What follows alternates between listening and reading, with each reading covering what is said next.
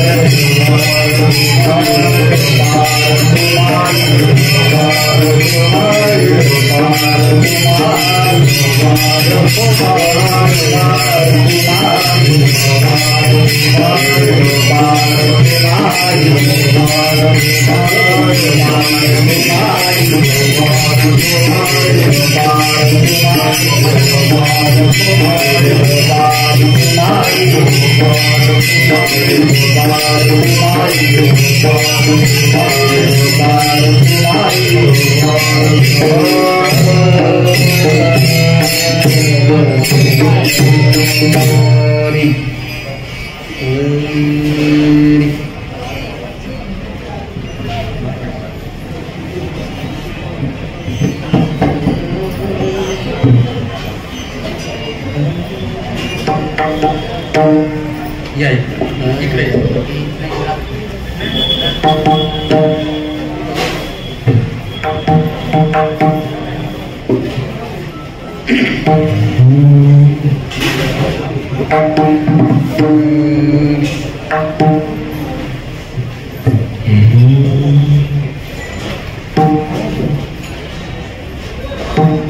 राम कृष्ण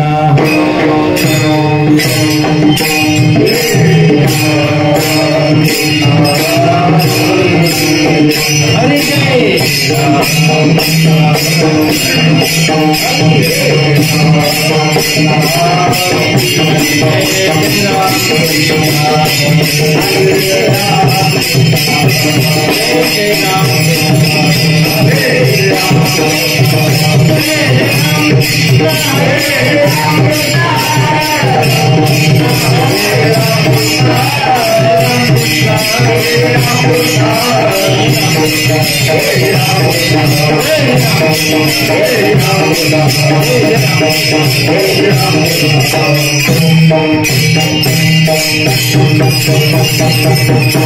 रूप पाहता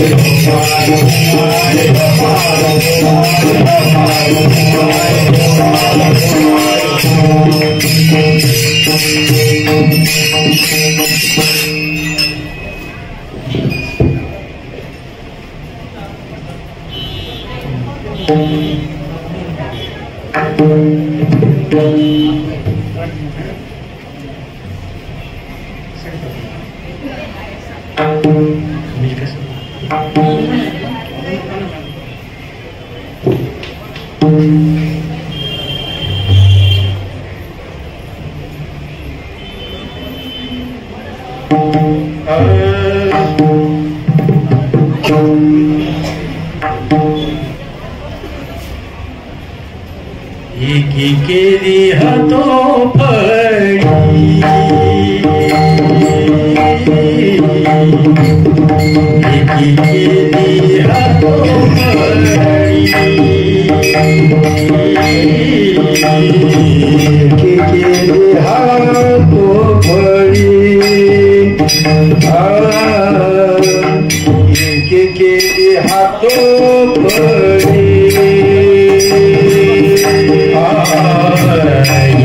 केली हातो फडी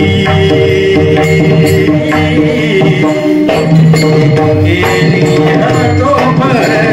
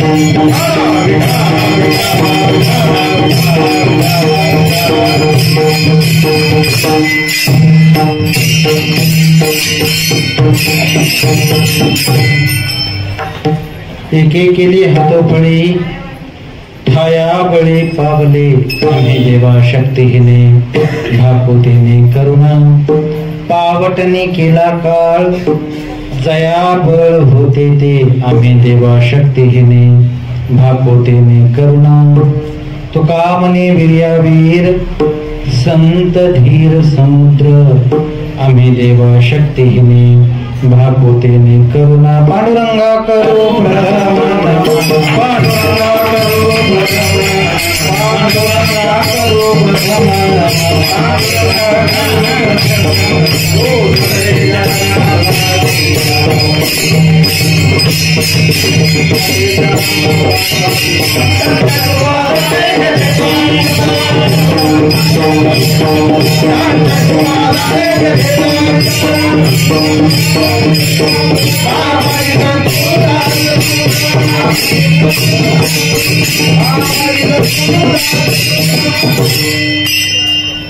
एके केली हातोपळी ठाया बळे पावले आम्ही देवा शक्तीने भागवतीने करुणा मुक्त कैवल्य तेजोमध्ये भगवान श्री ज्ञानोबा आहे जगद्गुरु श्री संत तुकोबा आदी करून सर्व संतांच्या चरणी नतमस्तक होऊन मायबाप श्रोत्यांना अभिवादन करून या कीर्तन निरूपणासाठी गायला गेलेला अभंग जगद्गुरु तुकोबा यांचा असून या अभंगाद्वारे जगद्गुरु महाराज बोलतात की आम्ही सहज हातावर हात देत जे ध्येय निश्चित केलं त्या ध्येयापर्यंत आम्ही पोहोचलो आणि बाकी सर्वसामान्य जीव हा शक्तीहीन आहे त्याला तिथपर्यंत जाण्यासाठी करुणा अंतःकरणामध्ये धारण करावी लागणार आहे संत त्या काळाला त्यांनी पायदळे तोडवलं त्याची पायरी केली आणि आपल्या ध्येयापर्यंत गेले संतांचं वर्णन करत असताना महाराजांनी सांगितलं की संत हे धीरोदात्त असतात ते समुद्रासारखे खोल असतात त्यांचं अंतःकरण विशाल असतं वगैरे वगैरे महाराजांनी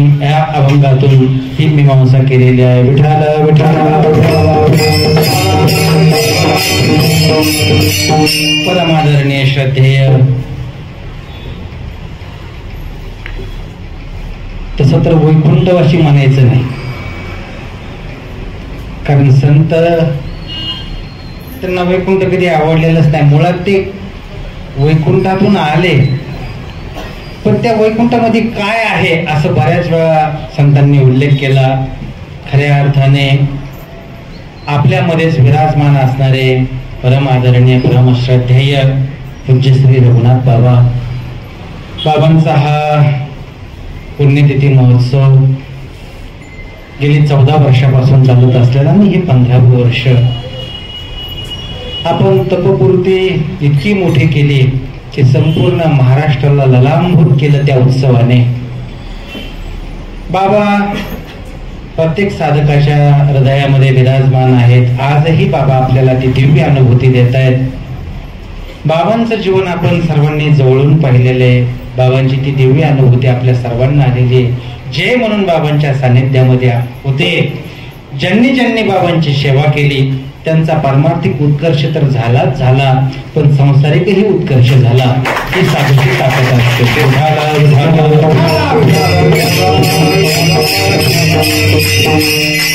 साधूचं जीवनच त्याच्यासाठी असतं त्या पूर्ण जीवन जगायचं आणि एक दिवस जाताना या सर्व समाजाला एक संदेश द्यायचा. कुठला संदेश?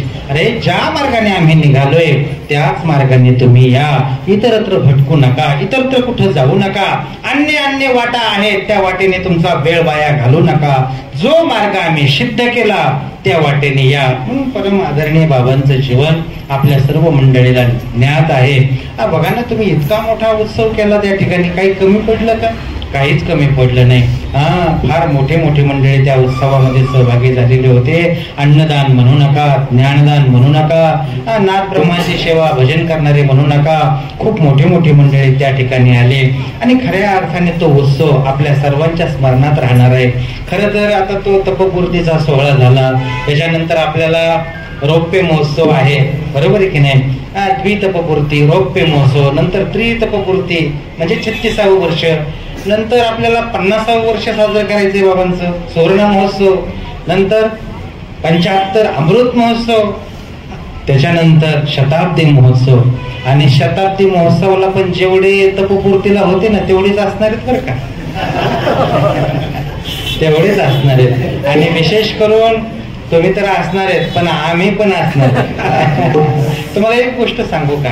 भले आपण शरीराने नसू, शरीर नश्वर आहे, शरीर जाणार आहे, त्याला काही काळ मर्यादा सांगितल्यात, पण खऱ्या अर्थाने आपण मनाने मात्र बाबांच्या समाधीच्या जवळ रुंजी घालणार आहोत, समाधीच्या जवळ रुंजी घालणार आहोत. त्या महोत्सवाच्या दरम्यान आपण त्याच ठिकाणी असणार आहोत, कुठल्या ना कुठल्या रूपामध्ये आपण बाबाची सेवा करणार आहोत.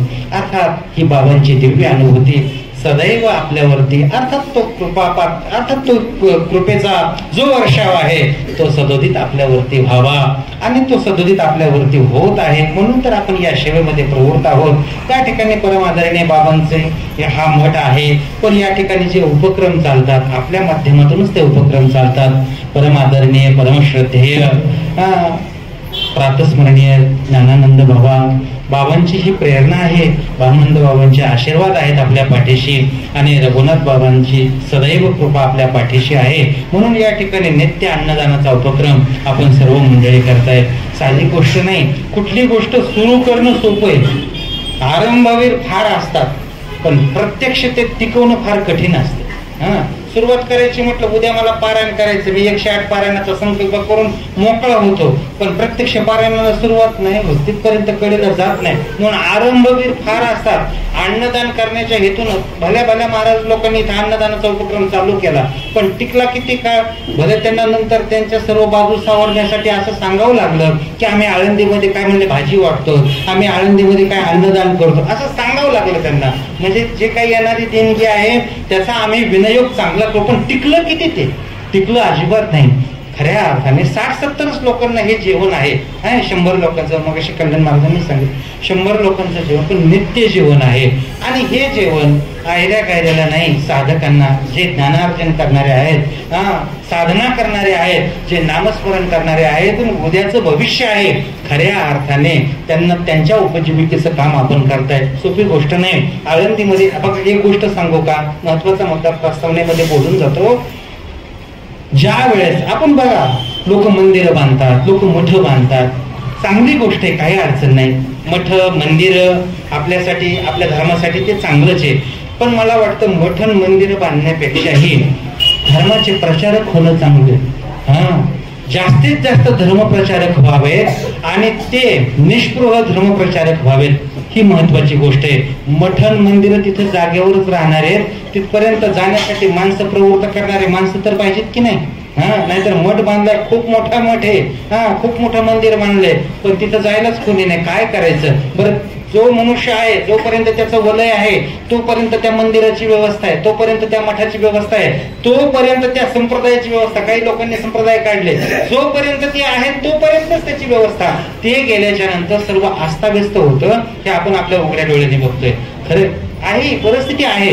खूप कोट्यवधीचा खर्च केलाय त्यांनी, खूप कोट्यवधीचा खर्च केलाय. पण आता परिस्थिती काय की त्या ठिकाणी त्या मंदिराची साठी पूजा करायला सुद्धा माणसं नाहीत. मग उपक्रम असे राबवायचे की जेणेकरून त्या उपक्रमाचा आपल्यालाही फायदा झाला पाहिजे, फायदा म्हणजे समाधान झालं पाहिजे आणि इतरांनाही त्याचा फायदा झाला पाहिजे. आता या ठिकाणी अन्नदानाचा उपक्रम आहे. तो कशासाठी अन्नदानाचा उपक्रम की या ठिकाणी हे साधक तरले पाहिजेत, जगले पाहिजेत. या साधकांना अभ्यास करण्याची वृत्ती तयार झाली पाहिजे. या साधकांना अन्नासाठी भटकंती करावी लागली नाही पाहिजे. या ठिकाणी हे साधक तेवढाच जर वेळ वाचला तर 4-2 ओव्या पाठ करतील ते, बरोबर आहे की नाही? 4-2 ओव्या पाठ करतील, 4-2 अभंग पाठ करतील, काही प्रमेय सोडवतील, काही सिद्धांत त्यांच्या गळी उतरतील. खऱ्या अर्थाने ते उद्याचे वक्ते होतील, खऱ्या अर्थाने ते अभ्यासू वक्ते होतील, खऱ्या अर्थाने ते धर्मप्रचारक होतील.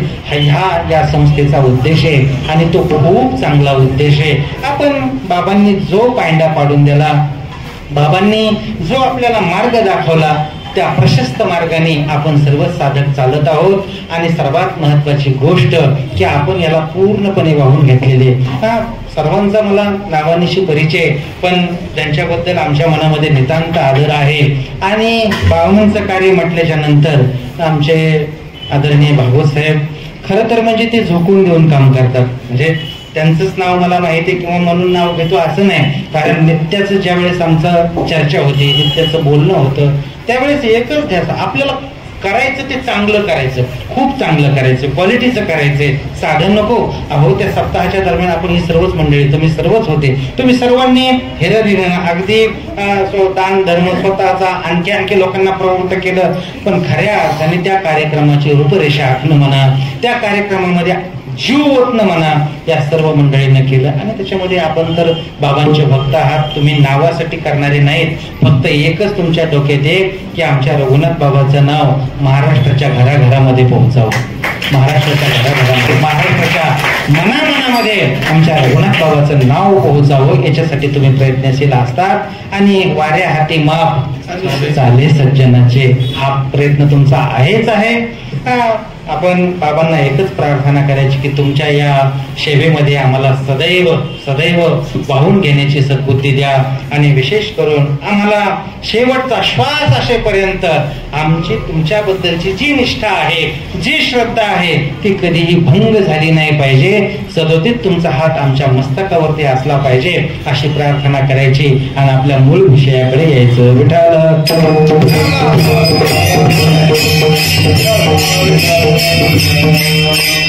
पुण्यतिथी उत्सव आहे.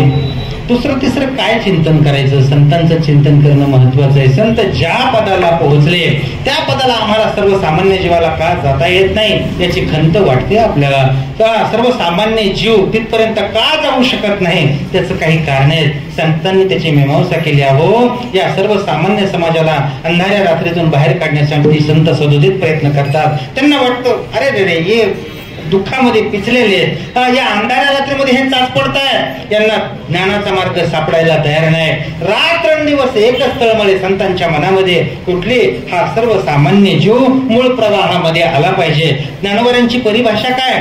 जोपर्यंत माझ्या ज्ञानाची ज्ञानगंगा सामान्यातल्या सामान्य घटकापर्यंत जात नाही तोपर्यंत आपण शांत बसायचं नाही. जो सर्वसामान्य वंचित घटक आहे त्याला मूळ प्रवाहामध्ये आणायचं, त्याला परमार्थाचा पथिक बनवायचं, त्याला मोक्षापर्यंत जाण्यासाठीचे म्हणून सर्व भार आहे तो त्याच्यावरती द्यायचा आणि चालायचं, सांगायचं त्याला बाबा तू आता निघ, संसार सोड, झडझोडून वहिला निघ, ये भक्तीची वाटेला, जायचंय तिथपर्यंत जायचंय. आपण या संसारामध्ये गुंतून राहायचं नाही. त्याला मुख्य प्रवाहात आणण्यासाठी रात्रंदिवस प्रयत्न करतात. बरं हे प्रयत्न साधू संत करतायत, त्याचं काय कारण आहे, काय त्यांना फायदा आहे? हे प्रयत्न करत असताना त्यांना बहुतांश दुःख झालेलं आहे. दुःख, किती दुःख झालं? जगद्गुरु महाराजांचं जीवन आपल्या डोळ्यासमोर आहे, ज्ञानोबांचं जीवन आपल्या डोळ्यासमोर आहे, नाथ महाराजांचं, सर्वच संत मांदियाळीचं जीवन आपल्या डोळ्यासमोर आहे. या मुख्य प्रवाहामध्ये या सर्व समाजाला आणण्यासाठी त्यांना एक विशिष्ट समाजाशी झुंजावं लागलं. एक पोहोचलेला समाज आहे त्याच्याशी त्यांना झुंजावं लागलं. कारण मक्तेदारी ही आमचीच आहे, ज्ञानाचा मार्ग आमचाच आहे, आम्हाला तिथपर्यंत जाण्याचा अधिकार आहे. हा सर्व अधिकार मोडीत काढला. जगद्गुरु महाराजांनी सांगितलं योगाची वाट जी बाकी ज्ञानाच्या वाटा, ह्या खडतर ज्या वाटा आहेत सूक्ष्म वाट आणि दुनिया वाटा सूक्ष्म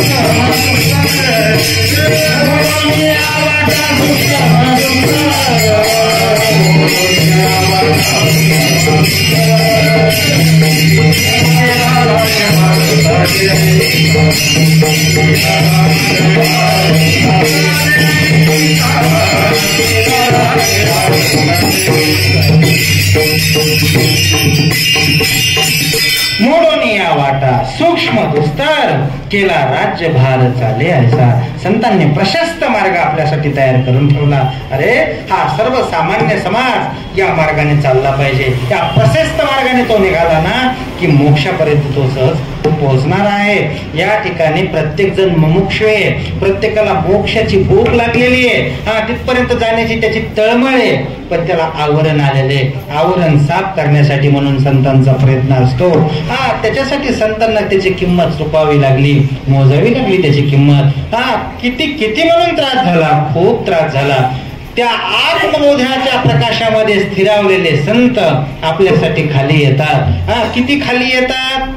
उकळतं पाणी अंगावर टाकलं, त्याच्यानंतर गाथा इंद्रायणीच्या डोहात बुडवली. कुणीतरी एक येवन अंगावर येऊन थुंकला. निळोबारांना कुणीतरी त्रास दिला, ज्ञानोबारांना मांडे दिले नाही. अन्य त्रास हे कशामुळे घडलं? वास्तविक पाहता या त्रासाला त्यांना सामोरं जाण्याची काही गरज नव्हती. ते आत्मप्रकाशाच्या मंदिरात स्थिर झालेले होते. होतो अज्ञानाच्या अंधारा ओसंतित जन्म वहारा, तो आत्मप्रकाश मंदिरा अंतू आले. आत्मप्रकाशाच्या मंदिरामध्ये स्थिरावलेले संत आपल्यासाठी ते खाली आले. काही करण्याची गरज नव्हती. कृतकृतस्य भारत ज्ञानिया मूर्खा कृत्य करू सरले देखा, ऐसा अनाथाचा सखा बोलिला. बस काही करण्याची गरज नव्हती. केवळाने केवळ सर्वसामान्य जीवाचा कळवळा, तो हिताचा कळवळा,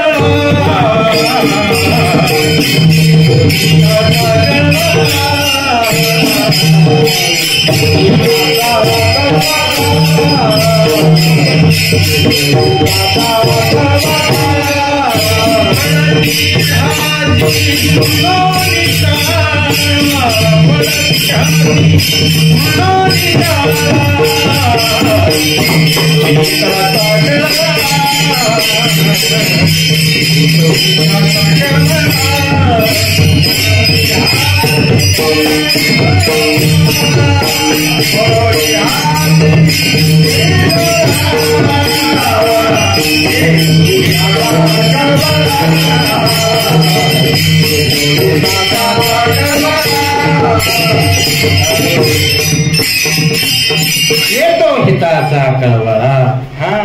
हिताचा आपल्या सर्वसामान्य जनाचा कळवळा येतो. म्हणून संत त्यांचं मोठेपण विसरतात आणि या संसारामध्ये प्रवृत्त होतात. त्यांचं मोठेपण विसरतात आणि या सर्वसामान्य समाजासाठी ते काम करायला लागतात. संतांचा हा स्वभाव आहे. तुम्हाला आणखी एक गोष्ट सांगू का? संतांच्या स्वभावाबद्दल बोलल्या गेलं. सज्जन त्या संतांचा स्वभाव कसा आहे म्हटले? मृदू स्वभावाय नवनीत तैसे सज्जनाचे चित्त. पण एका शास्त्रकाराने सांगितलंय, अहो म्हटले त्या काय म्हटले तुम्ही लोण्याची उपमा देताय संतांच्या अंतःकरणाला, तशी त्याची उपमा देऊ नका. त्या शास्त्रकाराला सांगितलं, अहो हे काय आम्ही उपमा दिलेले नाही, हे महाराजांचं वचन आहे. बरोबर की नाही? महाराजांचं वचन आहे. त्यांनी सांगितलं तरी सुद्धा म्हटले मला याच्यामध्ये काही महत्वाच्या सूचना करायच्या. तो शास्त्रकार बोलतो काय? अहो म्हटले सज्जनाचं जे चित्त आहे ते नवनीतासारखं असं म्हणू नका. त्याचं कारण आहे म्हटले, नवनीताला ऐकताय ना तुम्ही, नवनीताला म्हणजे त्या लोण्याला ज्यावेळेस आच लागते त्यावेळेस ते वितळतं. बरोबर आहे ना? नवनीताला आच लागते म्हणजे त्याला गरम करायला ठेवलं तरच ते वितळतं. खालून जाळ लागला तर ते वितळतं. म्हणजे स्वतःला आच लागल्याच्या नंतर ते नवनीत वितळतं. तसं सज्जनाचं नाही. त्याने दुसऱ्याच्या दुःखाने संतांचं हृदय वितळतं. पायी काटा नेटे ती जीवी यथा उमटे तैसा पोळे संकटे पुढे लाचेने विठाला विठाला. दुसऱ्याचं दुःख पाहिलं रे पाहिलं की तळमळ घालमेल होते. कधी याला या दुःखातून बाहेर काढेल. ते शास्त्रकार म्हणतात सज्जन हृदयम नवनीतम यद वदंती तवया अलिकम अन्य देह विलसत परितापात सज्जनो द्रवती गुणो नवनीतम. नवनीत मात्र वितळत नाही. त्याला स्वतःला आच लागल्याच्या नंतर वितळतंय आणि साधू मात्र दुसऱ्याच्या दुःखाने वितळतात. हा साधूचा स्वभाव. या सर्वसामान्य समाजाला ज्यावेळेस हे दुःखात पाहतायत ना साधू, आपल्याच वाटेने आपल्याच मार्गाने ते आले पाहिजेत. अन्य वाटेने ते गेले नाही पाहिजेत. त्यांच्या वेळेचा सदुपयोग झाला पाहिजे. बघा ना, वेळेचा जर दुरुपयोग झाला, वेळ जर वाया गेली तर आपल्याला जे ठरलेले टार्गेट आहे ते पूर्ण करता येत नाही आपल्याला. आपल्याला माहित नाही आपलं हातात आयुष्य किती आहे, नाही माहिती आपल्याला. आपला प्रवास चालू आहे. ही साधना करू का ती साधना करू, ही साधना बरी का ती साधना बरी, त्या साधनेने मला जवळ जाता येईल का या नाना साधनाच्या केल्या खटपटा. बरोबर आहे की नाही? परित्याग त्याच्या दारापर्यंत सुद्धा त्या जाता जाणीव घाली आडफाटा. या सर्व गोष्टी याच ठिकाणी थांबवणाऱ्या आहेत. म्हणून महाराजांनी सांगितलं की बघ तुम्ही वेळ वाया घालू नका. तुम्ही एकदा साधूंनी जो मार्ग सांगितलाय ना, ज्या मार्गाने ते साधू गेलेत ना त्याच मार्गाने आपल्याला जायचंय. दोन गोष्टी सांगितल्या, दोन गोष्टी महत्वाच्या आहेत बघा. साधू ज्या मार्गाने गेले त्यांचा जो मार्ग आहे ज्ञानोबा त्याचं वर्णन करतात. एक मार्ग कसा आहे म्हटले हळूहळू, आणि एक मार्ग डायरेक्ट जंप घेऊन जाणार आहे, उडी मारून जाणार आहे. उत्पलवना सरिसा पक्षी फळाशी झोंबे जैसा सांगे वेगी नरू तैसा पावे केवे. ज्ञानोबा बोलतात आपल्याला सहजपणे ते काय फळ तोडता येणार नाही.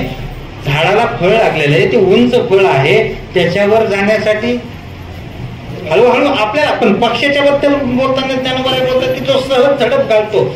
काही संत साधना करून तिथपर्यंत गेलेले आहेत आणि त्यांनी सहजपणे तो मोक्ष हाताशी घेतलेला आहे. पण आपल्याला सांगताना सांगितलंय हळूहळू ढाळे ढाळे केतुले एके वेळे मार्गाचे ने बळे निश्चित ठाके. हळूहळू सुरुवात करायची. उत्पलवना सरिसा पक्षी फळाशी झोंबे हे आपल्याच्याने शक्य नाही. कारण का शक्य नाही? आपण संसारिक आहोत, आपण सर्वसामान्य आहोत. आपल्या बुद्धीला बांधव्य आलेले. आतापर्यंत विचार करण्यातच वेळ गेला. कुठला वेळ गेला? हे करू का ते करू, ते करू का ते करू, सांगा मी काय करू, बस इथपर्यंतचा प्रवास झाला. काही काळाला सुचायला मार्ग नाही.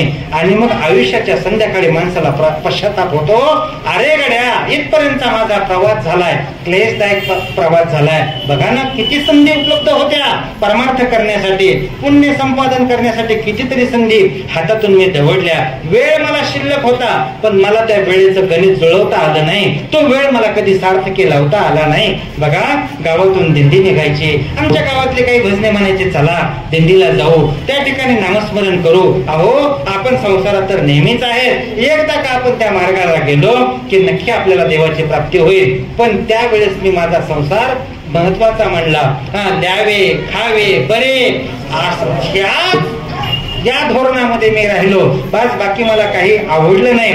फक्त एकच काम होतं, म्हणती संसारी जन्मीचे, बस तेवढंच. यज्ञ करायचा, तिथल्या तिथंच राहायचं, ते संसारातच गाडा वाढण्याचा प्रयत्न करायचा. बरं जे परमार्थ करायचा आहे त्याच्यासाठी पण अगोदरच काहीतरी ध्येय आखून ठेवलेलं आहे. ते पण निष्काम नाही, ते पण सकामच आहे. काही करण्यासाठी, कशासाठी? फक्त माझ्या संसाराचा उत्कर्ष व्हावा याच्यासाठी, म्हणून परमार्थ. दुसरं माझा उद्धार व्हावा आणि मला मोक्ष मिळावा ही बाजू लांब राहिलेली आहे. फक्त माझ्या संसाराचा उत्कर्ष व्हावा याच्यासाठी म्हणून प्रयत्नशील. आतापर्यंत तेच झालं. पण माझ्या या सर्व कर्माला काही फळ लागलं नाही आणि आयुष्याच्या संध्याकाळी माणसाला पश्चाताप होतो. तुम्हाला एक गोष्ट सांगू का? माणसाला पश्चातापही व्हावा, पण कधी?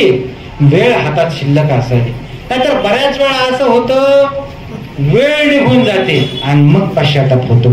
त्या गोष्टीला अर्थ नाही.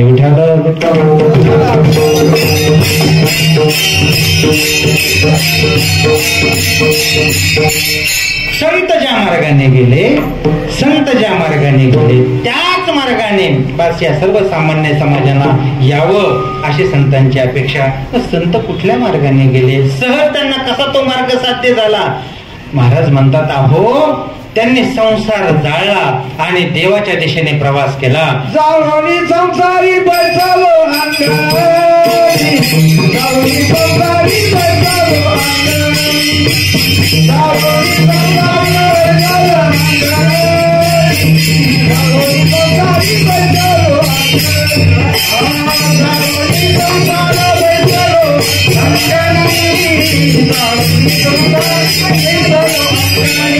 जाऊनी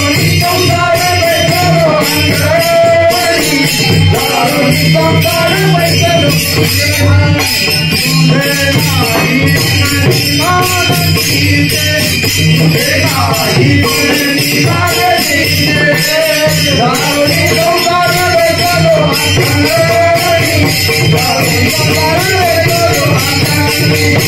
जाऊनी संसारी बैसालो अंगाई.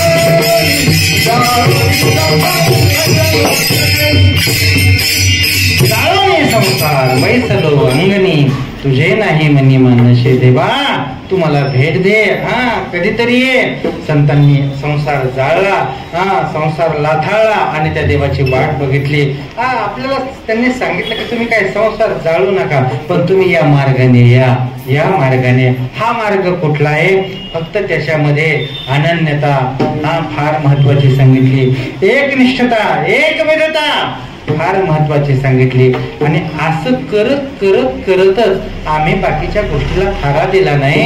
फक्त एकच ध्येय डोळ्यासमोर ठेवलं की आम्हाला देव भेटला पाहिजे, आमच्या गंतव्यस्थानापर्यंत आम्हाला जाता आलं पाहिजे.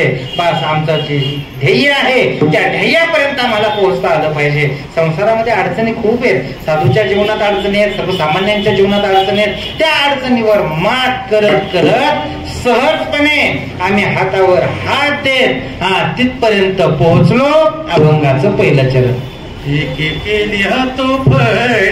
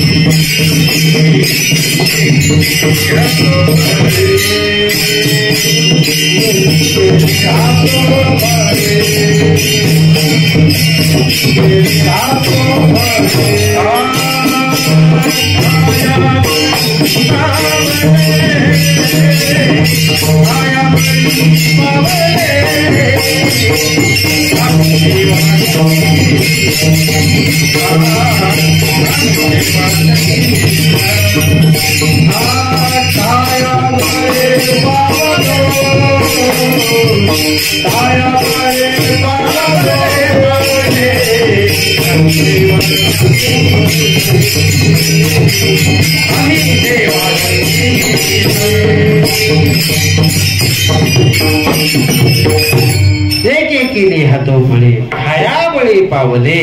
तिथपर्यंत सहज सहज सहज तिथपर्यंतचा प्रवास केला. खडतर प्रवास आहे बरं, पण संतांना तो नंतर सहज वाटला. सुरुवातीचा प्रवास किती खडतर आहे. संतांचं जीवनचरित्र आपण आपल्या डोळ्यासमोर आहे, नित्य आपल्या स्मरणात आहे, आपण नित्य वाचतोय. फार त्रास झाला, पण त्रास एकदा का सुख अनुभवायला मिळालं, मोक्षापर्यंत जाता आलं, देव हाताशी आला.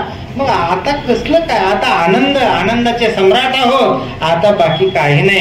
आता आम्ही इतरांनाही आनंद वाटण्यासाठी तत्पर आहोत. इतरांनाही आनंद द्यावा, इतरही या आनंदामध्ये सहभागी व्हावे, त्याच्यासाठी म्हणून संतांनी प्रयत्न केले. अर्थात आम्ही ठायाबळी पावलो. जे आमचं ध्येय होतं त्या ठिकाणी आम्ही आलो, पावलो. तिथं जाण्यासाठी कुठल्या मार्गाचा अवलंब केला बघा ना तुम्ही. मार्ग महत्वाचा आहे. संत तिथपर्यंत पोहोचले, पण बाकीचे आपण आता आणखी त्या जागेवरच आहेत. आपण निघण्यासाठी तयार झालेले आचापोच्या खावल्यात. आता निघायचंय आपल्याला पुढे, बरोबर आहे की नाही? संतांनी सांगितलंय, संतांनी पालवलंय, या म्हणून सांगितलंय. हो, आपण संतांना प्रतिप्रश्न विचारायचा, महाराज तुम्ही ज्या मार्गाने गेले तो मार्ग प्रशस्त मार्ग सांगा ना आम्हाला, कारण या मार्गाच्या दाटीत आम्ही अडकलोय. मार्गाची इतकी दाटी झाली, कुठल्या मार्गाने गेले हे सुचायला तयार नाही आम्हाला. तर ते मार्ग प्रशस्त सांगा आम्हाला, कुठल्या मार्गाने गेले. संतांनी तो प्रशस्त मार्ग आपल्याला सांगितलेला आहे. कुठला प्रशस्त मार्ग? मगाशी तो प्रमाण झालं. जे दुस्तर आणि सूक्ष्म वाटा आहेत ना, त्या वाटेने जायचं नाही. भक्तीचा प्रशस्त मार्ग आहे, त्या वाटेने जायचंय आपल्याला. संतांनी तीच वाट सांगितली. बाकीच्या अन्य वाटेने तुम्ही येऊ नका, याच वाटेने या. आतापर्यंत जेवढे साधू संत झाले ते भक्तीच्या वाटेने आलेले. तीच वाट प्रशस्त आहे. ती अडवणूक करणारी वाट नाही, ती पिळवणूक करणारी वाट नाही, ती सहज आणि सोपी वाट आहे. विठ्ठल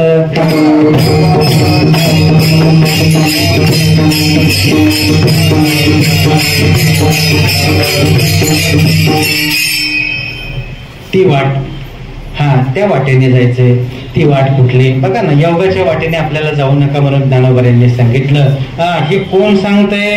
ज्ञानोबारायांनी 6व्या अध्यायामध्ये योगाचं सूक्ष्म विश्लेषण केलं आणि तेच ज्ञानोबाराय सांगतात की योगाची वाट. बरं का, ज्याने त्याच्यातलं सूक्ष्मता बारकावा जाणून त्यालाच त्याचं मर्म कळत असतंय. नाहीतर बऱ्याच वेळा असतंय की आपल्याला काय त्याच्यातलं जमत नाही आणि मग सांगायचं ते वाईट आहे, ते चांगलंच नाही, ते फार अवघड आहे. पण हे कधी ज्ञानोबारायांनी अगोदर सिद्ध केलं. 6वा अध्याय त्याच्यासाठीच नाही काय? आराणकीचे निकोटे बैसल्या उठो नावडे, वैराग्याशी धुनी उचडे देखील याचे, संती बसविला ठाऊ संतोषाशी सावावो, मना होय उत्साह धैर्याचा.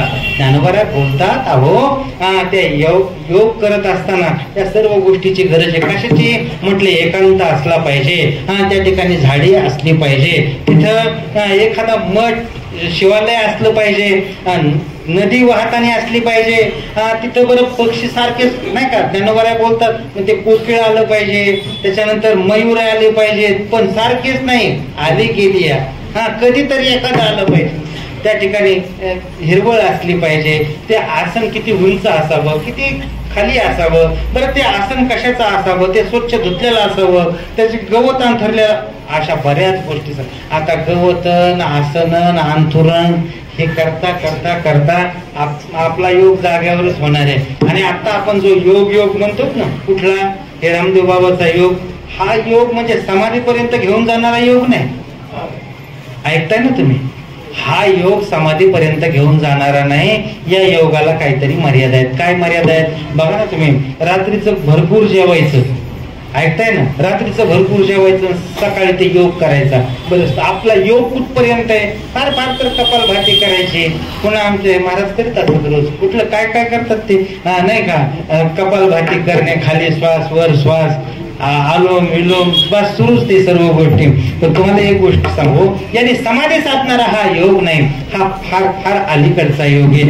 एकदा का योगी त्याने योग साध्य केला तर त्याचं लक्षण सांगितलंय ज्ञानोबारायांनी. त्याचं लक्षण काय सांगितलं त्या योगाचं? अहो म्हटले, समुद्रा पहिलं कडीला देखे. ऐकताय ना तुम्ही? स्वर्गीचा आलोच ऐके, मुंगीचे ओळखे मनोगत. ज्ञानोबाराय बोलतात, योगी माणसाचं लक्षण सांगताना समुद्रा पहिलं कडीला देखे, समुद्राच्या पलीकडचं त्याला दिसतं. स्वर्गीचा आलोच ऐके म्हणजे स्वर्गात काय गप्पा चालल्यात ते त्याला इथं ऐकायला येतं. कोणाला? योग्याला. आणि मुंगीचे ओळखे मुंगीच्या मनात काय चाललं ते त्याला दिसतं. इथं शेजारच्या मनात काय चाललं हे कळत नाही आपल्याला. आणि बाकीच्या गोष्टी कशाला? समुद्रा पहिलं कडील आपल्या जवळच दिसायला तयार नाही आपल्याला. बरोबर आहे केलं? हा बघा, आपण हे योग्याचं लक्षण सांगत असताना पण तो सिद्ध झाल्याच्या नंतर तिथपर्यंत जाण्यासाठीचे म्हणून सायास योगाची वाटा, जे निघाले गा सुबटा तया दुःखाचे सेल वाटा भागा आला. योग या विधी येणे इतकं अवघड म्हणून दुस्तर म्हणून सांगितलं. ही वाट दुस्तर. मग आणखी दुसरी कुठली वाट? त्यावेळेस त्यांनी सांगितलं कर्माची ही वाट फार दुस्तर आहे. कर्माच्या संबंधानं महाराजांची प्रार्थनाचे मज सोडवी दातारा कर्मापासून दुस्तरा, धर्माची तू मूर्ती पाप पुण्य तुझ्या हाती, मज सोडवी दातारा कर्मापासून, या दुस्तर कर्मापासून आम्हाला सोडवा. कर्म करणं सोपी गोष्ट नाही. त्या कर्मातले बारकावे सांगितले शास्त्राने. ज्यावेळेस आपल्याला आचमन करायचे नाही का, त्यावेळेस ते पाणी किती घ्यायचं, ते पाणी किती असलं पाहिजे. उन्हाळा असेल तर खोंगा भरून पाणी घेतात लोक, नाही तेवढी ताण भागवण्यासाठी. आणि हिवाळा असेल तर अगदीच कमी पाणी. बघा, जास्त घेतलं तरी पातक आहे, कमी घेतलं तरी पातक आहे. असं त्या धर्मशास्त्राचं म्हणणं आहे की काहीतरी उडदाचे दाणे भिजतील एवढं पाणी हातामध्ये असावं तर त्याचं पुण्य लागतं. जास्त जर पाणी झालं, कमी जर झालं तर पुरा पातक. म्हणजे दारू पिल्याचं पाटक त्याला लागतं. इतकं कर्म दुस्तर आहे. कर्माची वाट कठीण आहे. त्याच्या ज्ञानाची वाट, ज्ञानाच्या संबंधाने अहो ज्ञानाच्या वाटेला आमच्या सर्वसामान्य जीवाचं कसं तज्ञ होईल? ती वाट आम्हाला फार दुर्लभ आहे, कठीण वाट आहे. उपनिषद बोलतं की नाही, उत्तिष्ठत जाग्रत प्राप्य वरांनी बोधत सुरक्षधारा निष्ठा प्रत्यया दुर्गम पथस्तत कवयो वदंती. ज्ञानाची वाट किती कठीण आहे. बुद्धाधिकांचे काय म्हटले, मोक्ष निघतात तर ज्ञानोबाने बोलतात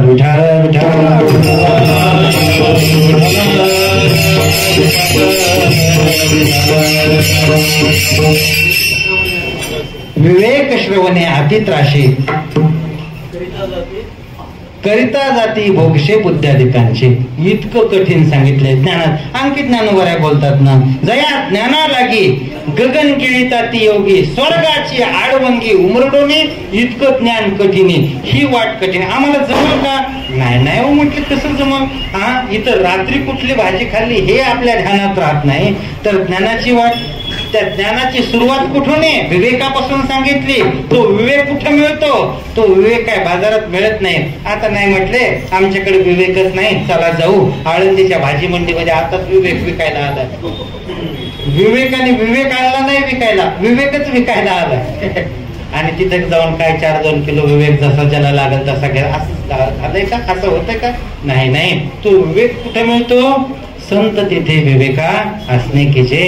संतांच्या सानिध्यामध्ये, संतांच्या संगतीमध्ये विवेक असतो. विवेक इतरत्र नाही. बऱ्याच वेळा त्या विवेकामुळे फसगत झालेली आहे. माणसाला आयुष्यभर पश्चाताप करावा लागतो. विवेक जर जागा नसेल तर आयुष्यभर पश्चाताप. कसा पश्चाताप? बघा ना तुम्ही, आपण सर्व संसारिक माणसं आहोत. बऱ्याच वेळा 60-70 वर्षी सुद्धा पश्चाताप होतो की काय बाबा ही नशिबाला आली, असं माणसं म्हणतात. आहे ना असंच अनुभव, सर्वांचाच अनुभव. आणि म्हातारपण तर जास्त हा अनुभव बाहेर येतो. आणि त्या म्हातारीचाही तोच अनुभव असतो. पदरी पडलं पवित्र झालं म्हणते, याच्या संग संसार केला इथपर्यंत त्यांचं जमतच नाही. पश्चाताप का पश्चाताप होतो? 60व्या वर्षी देखील पश्चाताप का होतो? त्याचं कारण आहे 20व्या वर्षी विवेक जागा नव्हता. विवेक जागा असणं फार महत्वाचं आहे. विवेक जर झोपलेला असेल तर सर्व जीवन आस्ताव्यस्त जीवन आहे. विवेक जागा पाहिजे. तो विवेक संतांच्या जवळ आहे. त्या ज्ञानाची सुरुवात विवेक, वैराग्य, समाधिशय संपत्ती, मुमुक्षता, श्रवण, मनन, निधिध्यासन, तत्व पदार्थ शोधन, आणि मग कुठे सांगितले ब्रह्मज्ञान. इतका कठीण प्रवास आहे हा, इतका कठीण मार्ग आहे हा. सर्वसामान्य जीवाला हा मार्ग झेपणारा नाही. कशाला विवेक म्हणायचं माहिती नाही, कशाचं श्रवण करायचं माहिती नाही, समाधिशय संपत्ती म्हणजे काय नाही सांगता येणार, कशा पद्धतीनं नाही काय याच्यातलं आम्हाला कळणार नाही. आम्ही फक्त साधी भक्ती करणारे माणसं आहेत. अहो कुठं वेदांताची भाषा, कुठं शास्त्राची भाषा, ही फार दूरवरची भाषा आहे. आम्हाला हे शक्य नाही. हातपाय गाळून बसण्याचं काही कारण नाही. संतांनी सांगितलं ठीक आहे, ज्ञान मार्ग जर कठीण आहे तर त्या मार्गाने तुम्ही जाऊ नका. आतापर्यंत या जगामध्ये जेवढ्या म्हणून क्रांत्या झाल्या तेवढ्या भक्तीनं झाल्या, ज्ञानाने नाही. म्हणून भक्तीच्या वाटेला आल्याच्या नंतर महाराजांची तीच भाषा आहे. जगद्गुरु तुकोबाराय देखील तेच बोलतात, तुम्ही आडरानानं जाऊ नका, तुम्ही या भक्तीच्या प्रशस्त वाटेला या मार्गाने चला. हा आयाम आपल्याला तिथपर्यंत घेऊन जाणारा आहे. म्हणून नित्य संतांनी जे सांगितलं त्याच पद्धतीनं संतांनी मार्ग कुठला चोखाळला? भक्तीचा. संत कुठल्या वाटेने गेले? भक्तीच्या वाटेने गेले. आणि म्हणून बघा ना, ज्यावेळेस ते संभ्रमित झाले त्यावेळेस त्यांनी देखील विचारलं की नाही, उसावेसी ह्याची वाटे जे जे भेटे तयाशी, सांगा देव कृपा करील मग काय लाज राखील. संतांनी देखील विचारलं. ज्या ज्या वेळेस भ्रमाची अवस्था तयार झाली त्यांच्या जीवनामध्ये त्यावेळेस त्यांनी कोणी गावी आहे, सांगा हा विठ्ठल, सांगा हो आम्हाला विठ्ठल कोण्या गावाला राहतो आम्हाला माहित नाही. बघा, विचारणं फार महत्वाचं आहे. आपल्याला एखाद्या रस्त्याचा पत्ता, एखाद्या गावाचा पत्ता माहित नसेल तर तो पत्ता विचारणं गरजेचं आहे. नाहीतर बऱ्याच वेळा असं आहे, चला मॅपच्या आधारे, आता गुगलवर माणसांवर विश्वास राहिला नाही इतका गुगलवर विश्वास लोकांना. गुगल आहे ना, आपल्याला गुगल आहे ना, आणि ते गुगल इतकं आडरानात घालतं कधी कधी, विचारूच नका. बरोबर की नाही? विचारणं फार महत्वाचं आहे. विचारणा आपल्याकडे शुभेच्छा, सुविचारणा, ज्या ज्ञानाच्या भूमिका सांगितल्यात ना त्या फार महत्वाच्या आहेत. 7 भूमिका सांगितलेल्या आहेत. शुभेच्छा, आपल्याला बाकीच्या भूमिकेचा विचार करण्याचं काही कारण नाही, पण एक भूमिका महत्वाची आहे, शुभेच्छा. शुभ, आपल्या अंतःकरणामध्ये एक इच्छा निर्माण होते. ती कशाच्या बद्दल? देवाच्या संबंधाने ती इच्छा निर्माण होते, तिला शुभेच्छा म्हणतात. आणि शुभ इच्छा निर्माण झाल्याच्या नंतर सुविचारणा, विचारणा करायची. काय विचारणा? देवाच्या संबंधानं, देवाच्या मार्गाबद्दल. संतांना आता पूर्वस्वरी संत ज्या मार्गाने गेले तो मार्ग कशा पद्धतीने आहे याची विचारणा करणं गरजेचं आहे. बघा ना, माणसं विचार, त्याच्यातही 2 प्रकार सांगितले विचारणेमध्ये. एक निकृष्ट विचारणा आहे आणि एक उत्कृष्ट विचारणा आहे. सांगू तुम्हाला, आता खरं म्हणजे हे इतकं तयार केलेलं इथंच सांगावं लागतंय, नाहीतर इकडे तिकडे गावाकडे गेल्याच्या नंतर किंवा खेडेगावात गेल्याच्या नंतर शुभेच्छा, सुविचारणा, सत्वापत्तीन, असंसक्तीन, पदार्थ भावेनेन तुर्यागा, तोपर्यंत अर्धे माणसं घरी गेलेले असते. कशाची शुभेच्छा, कशाची सुविचारणा, हे नाही. आता तर लोकांना असा पायंडा पाडला की हे काही करण्याची गरजच नाही म्हणते, हे काही सांगण्याची गरजच नाही, हे लागतच नाही म्हणजे लोकांना दुसरंच लागतंय. आता असं झालाय भ्रम लोकांचा. पण तुम्हाला एक गोष्ट सांगू का, बदाम आणि भेळ याची तुलना कधी होऊ शकत नसते. बदाम बदामच आहेत आणि भेळ भेळच आहे. तात्पुरतं आपल्याला चव लागल त्या भेळीनं, तात्पुरतं पोट भरल, पण त्याचे परिणाम फार वाईट आहेत. नंतर जळजळच आहे. पण बदाम हे पौष्टिक आहे. तसं ज्ञानाच्या संबंधानं कधीही विचार करा, कुठे विचार करा, तो आपल्याला तारणारा विचार आहे. आणि बाकी संसाराच्या संबंधानं, संसाराच्या ज्या गप्पाच्या संबंधानं जेवढा विचार होईल तेवढा आपल्याला क्लेश देणारा विचार आहे. माझा मुद्दा चाललाय विचारणा, विचारलं पाहिजे. विचारणा फार महत्वाची आहे, पण त्याच्यामध्ये काय विचारलं पाहिजे? उत्कृष्ट विचारलं पाहिजे. निकृष्ट विचारण्याचं काही कारण नाही. आतापर्यंत या जगामध्ये उत्कृष्ट लोकांनी कधी विचारलंच नाही, निकृष्टच्या संबंधाने लोकांनी विचारणा केलेली. बघा ना तुम्ही, साधं महाराज आपल्या गावामध्ये आल्याच्या नंतर आपण त्या महाराजाला काय विचारतो? असं विचारतो का, महाराज तुमचं अध्ययन कुठं झालं, तुम्ही भामचंद्रावर कधी होते का, भंडाऱ्यावरती कधी तुमचं पारायण झालं का, आळंदीमध्ये अजनवंशाखाली कधी तुम्ही पारायण केली का, तुमचं आणखी सखोल काही चिंतन झालं का, कोणाकडे तुम्ही पाठ केले का, तुमचा विचार सागर, असं विचारतो का आपण? नाही. महाराज गावात आल्याच्या नंतर महाराज कसा झाला प्रवास, इथून आपली सुरुवात असते. लगेच दुसरा शब्द असतो, महाराज गाडी कोणची आहे? आता काय करायचं, इथपर्यंत आला म्हणजे प्रवास चांगलाच झालाय, कीर्तन करणारच आहे नाही का. पण तरी आवर्जून एवढ्यावर थांबत नाहीये, महाराज तुमचं लग्न झालंय का. आता आपण आपल्याच लग्नाने आंबट झालं तर पुन्हा महाराजाचं कशाला अंगावर घ्यायचं. तरी माणसं विचारतात. याला काय म्हणायचं? याला निकृष्ट विचारणा म्हणायचं. माझा मुद्दा चाललाय उत्कृष्ट विचारणा, निकृष्ट विचारणा. निकृष्ट विचारणा, परवा जालन्याला कीर्तनाला गेलो. तिथं कीर्तन झाल्याच्या नंतर ते कीर्तन करून आम्ही मंठ्याला गेलो. आमचा तालुका मंठा. तिथे गेल्याच्या नंतर मंठ्यात कीर्तन झाल्याच्या नंतर त्या आजी, कीर्तन झाल्यावर आजीबाई आल्या आणि त्यांनी विचारलं, महाराज रात्री जालन्याला गेलते का? म्हटलं हो. दत्तनगरला कीर्तन होतं का? म्हटलं हो. म्हटलं तिथं माझी मुलगी भेटली का? म्हटलं हो. आता म्हणलं म्हातारी कशाला सांगायचं नाही म्हणून, भेटली. म्हटलं कशी वाटली? अहो म्हटलं खूप छान, आनंदी आहे, काही अडचण नाही म्हटलं, तिला खूप छान वाटली मला. आणि सर्वात महत्वाचं की तिच्या चेहऱ्यावर आनंद ओसंडून वाहत होता. बरोबर म्हटले महाराज, आणखी मला महत्वाचं विचारायचं. ते तर आनंद आहेच म्हटली, तिचा काय अडचण नाही, तुम्हाला आणखी एक विचारू का? म्हटलं विचारा ना. म्हटली तिच्या सासूचं तिचं जमतंय का? आता तेवढ्या पुरतं तेवढंच मी आपलं काम भागून चालायचं निघायचं होतं पुढं. पण तिनं असं विचारल्याच्या नंतर बघा ना, याला काय म्हणायचं, याला काय म्हणायचं, निकृष्ट विचार ना. संसाराच्या संबंधानं जेवढं पण आपण विचारू ते निकृष्ट आहे. आणि देवाच्या संबंधानं माझ्या उद्धाराच्या संबंध काही उद्धार पावे, काही कृपा करेल नारायण ऐशी तुम्ही सांगा संतजन, करा समाधान चित्त माझे, काही खंड येईल कर्म पारुषितील धर्माधर्म, काकसयाने कळेल वर्म, म्हणून श्रम वाटत असे डोळ्याला धारा लागल्यात. हा देव भेटला पाहिजे, संत भेटले पाहिजेत, त्यांच्याशिवाय माझ्या जीवनाचा उद्धार नाही, माझा उद्धार झाला पाहिजे. अहो संतांनी सर्वसामान्य जनाचा, मूळ जनाचा उद्धार केला, माझा का करणार नाही अशी आच लागली पाहिजे. रेड्याचा उद्धार केला, भिंत रेड्या मुखी वेद बनविल्या, शांती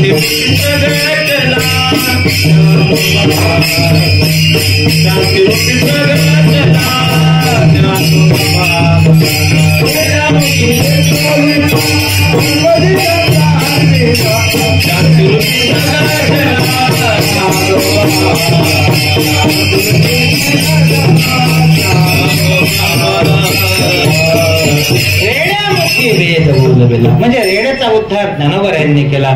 सर्वसामान्य जनांचा उद्धार करणारे हे संत मग आमचा उद्धार का करणार नाहीत? हा उद्धार करतील, पण भक्तीच्या वाटेने. संत ज्या वाटेने गेले त्याच वाटेने आपल्याला जाणं गरजेचं आहे. या जगामध्ये अनेक पंथ आहेत. मार्ग जाऊन गेले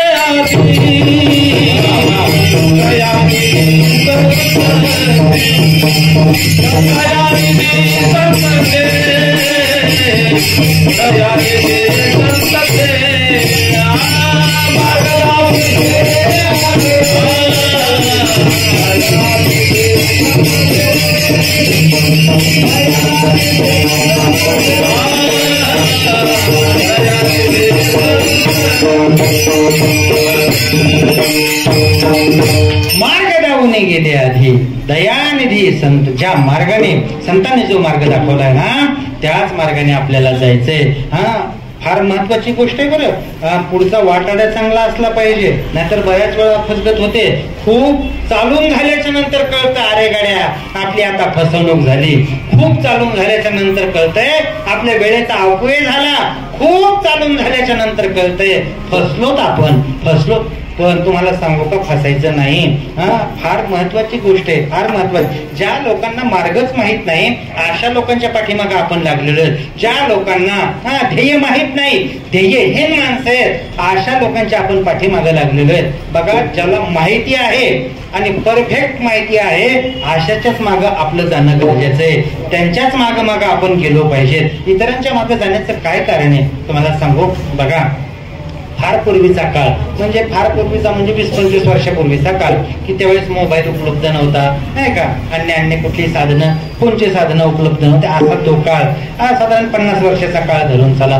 त्यावेळेस असं व्हायचं की कीर्तनकार मंडळी लोक आळंदीला किंवा पंढरपूरला त्यांना ते तारखा देऊन ठेवायचे. ऐकताय ना तुम्ही. आळंदीला किंवा पंढरपूरला तारखा देऊन ठेवायचे. या तिथीला महाराज तुमचं कीर्तन म्हणजे द्वादशीला आता तुमचं कीर्तन. ते फिक्सच असायचं. ते कधीपर्यंत फिक्स असायचं, जोपर्यंत महाराजाला उठता बसता येतंय नाही का तोपर्यंत ते फिक्स. जेव्हा महाराज गळून जाईल, उठता बसता येत नाही, तेव्हाच ते कीर्तन कॅन्सल. मग त्या महाराजांनीच म्हणायचं की आता मला शक्य नाही, ऐकू येत नाही, डोळ्याने दिसत नाही. मग लोक पर्याय दुसरा निवडायचे. आता तसं नाही बरं, आता तसं नाही. आता वेगळा जमाना आहे. आता व्हरायटी लागतात लोकांना, बरोबर आहे की नाही. आता जमाना आहे. पण तुम्हाला सांगतो हा पूर्वीचा काळ.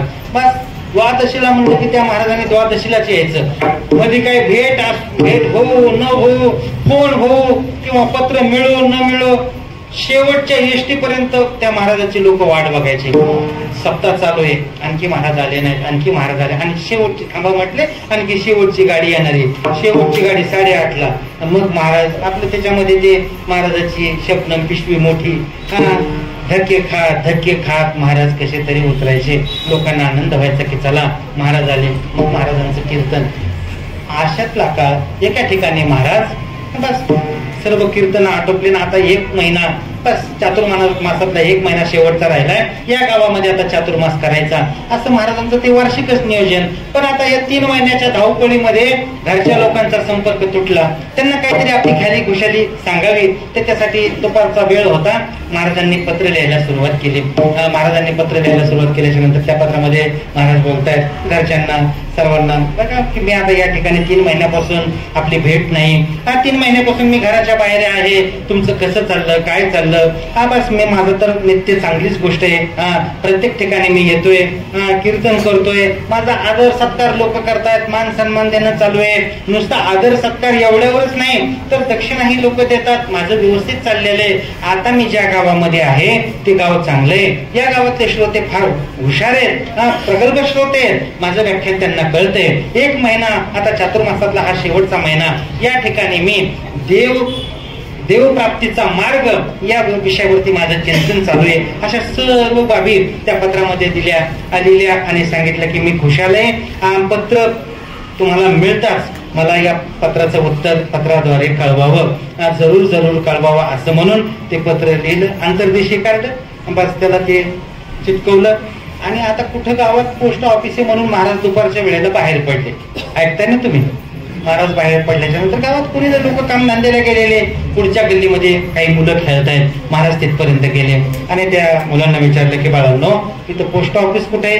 7-8-10 मुलं खेळत होते. त्याच्यातला एक चुनचुन मुलगा म्हणजे चांगला हुशार, बस तो समोर आला आणि त्याने सांगितलं काका सरळ या गल्लीनं सरळ जा, पुढे गेल्याच्या नंतर उजव्या हाताला वळा, परत डाव्या हाताला वळा, तिथं पोस्ट ऑफिस आहे, पोस्टाची बिल्डिंग आहे, त्या ठिकाणी तुम्ही ते पत्र टाका असं म्हटल्याच्या नंतर एवढ्या 2 वाक्याने त्या महाराजाचं मन जिंकल्या गेलं. अरे मुलगा चांगला दिसतोय, हुशार दिसतोय, चांगल्या घरातला दिसतोय. त्या महाराजांनी विचारलं बाळा कुठला आहे? म्हटलं इथंच राहतोय काका मी, याच गावातला आहे. असं तुला प्रवचन ऐकायला आवडतात का? नाही बघ काका म्हणे मी कधी प्रवचन ऐकले नाही, पण मला ऐकायला आवडेल म्हणे. मी ऐकलं नाही कधी, पण मला ऐकण्यासाठी येऊ शकतो, मी आवड आहे असं म्हटल्याच्या नंतर बाळा म्हटलं या मंदिरामध्ये माझं 1 महिनाभर प्रवचन आहे आणि ते प्रवचन ऐकण्यासाठी तुम्ही सर्वच मुलांनी यावं अशी माझी अपेक्षा आहे असं म्हटल्याच्या नंतर त्या मुलाने विचारलं काका तुम्ही प्रवचन कुठल्या विषयावर करता? त्यावेळेस महाराजांनी सांगितलं देव प्राप्तीचा मार्ग असं म्हटल्याच्या नंतर तो मुलगा थोडासा मिस्किलपणे हसला आणि महाराजांना बोलू लागला, महाराज तुम्हाला पोस्टाचा मार्ग माहित नाही आणि तुम्ही देवप्राप्तीचा मार्गावर प्रवचन देताय. जरा अवाक झाले महाराज. ह्या अशा पण गोष्टी महत्वाच्या आहेत बरं. जो वाटाडे आहे, जो तिथपर्यंत घेऊन जाणार आहे त्याला अगोदर ही सर्व माहिती पाहिजे, नाहीतर बऱ्याच वेळा असं घडतं सर्व अंधाधुंद चाललेलं आहे, काही माहित नाही आणि जनसमुदाय लाखोचा पाठीमाग आहे. एखाद्याने एखादं वाक्य बोललं, एखाद्याने एक वाक्य एखाद्याच्या हृदयात लागलं, त्यांनी खर केलं की लोक त्याचे अन्वयी बनतात आणि त्याच्या पाठीमागचा प्रवास चाललेला असतो. मग त्याचं वागणं, त्याचं आचरण, आता सध्या धर्म धर्म धर्म या संबंधानं लोक बोलायला लागले. बघा ना, धर्म संबंधानं बोलतायत, त्याच्यानंतर हिंदू धर्म या विषयात लोक आता प्रवृत्त झालेत, बोलायला लागलेत, खूप बोलायला लागलेत. पण तुम्हाला सांगू का, धर्मावर बोलणं सोपं आहे पण त्याचे परिणाम फार अवघड आहेत.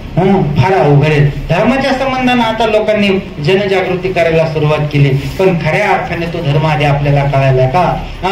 हिंदू धर्म संबंधाने लोक आता बोलायला लागले, पण खऱ्या अर्थाने हिंदू धर्माची काही आपल्याला माहित आहे का, त्याची आचारसंहिता काय तर? पण नाही. आपलं दुकान चालवं याच्यासाठी काही लोकांनी सुरू केलं ते, आणि त्याच्या पाठीमागे लोकांची गर्दी लागलेली. मुद्दा द्या सोडून, मला महत्वाचा मुद्दा मला हा सांगायचा आहे की संतांनी जो प्रशस्त मार्ग सांगितला, जी वाट आपल्याला सांगितली आणि ज्या वाटेने संत तिथपर्यंत पोहोचले, बस ती वाट किती महत्वाची आहे. एके केली हातो फळे ठाया फळी पावलो.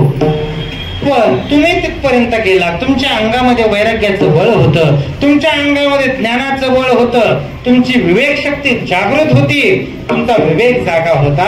आमच्याकडे ते काही नाही. आम्ही तर शक्तीहीन आहोत. अभंगाचं दुसरं चरण. आम्ही